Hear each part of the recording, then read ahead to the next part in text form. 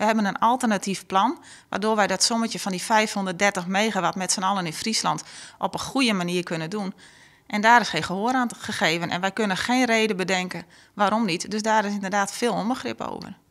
Op deze plakken komen uit het ondebitaire steden de nieuwe windturbines. In diesel maar voor de kust van Zuidwest-Friesland en op de kop van de Oosterdiek.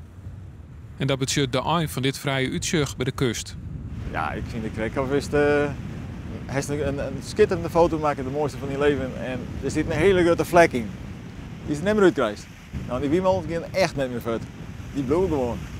Het is puur de beleving van jouw stukje Friesland. Dat stukje wat jou promoten. Ja, daar komt kras op. Dat is zonde. Want wat is dat wat je promoten? Het mooie vrije. Het Friesland. Wees gewoon nog zo'n 4 schenkers worst, frisse lucht. Prachtig.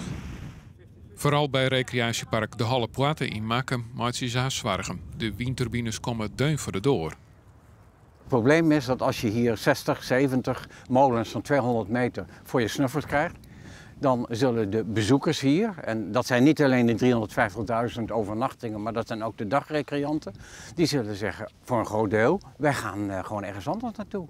Ergens waar ze dat niet zo verpest hebben.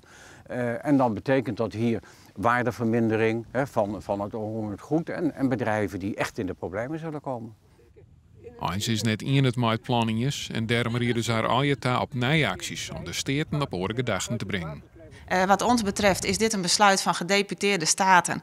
En dat is niet het definitieve besluit, want dat neemt provinciale staten. Dus het politieke proces dat begint nu pas. En we gaan nu alle zeilen bijzetten om provinciale staten ertoe te laten bewegen dat het besluit anders is dan het voorstel wat er nu ligt. En dat is geen windmolenpark in het IJsselmeer.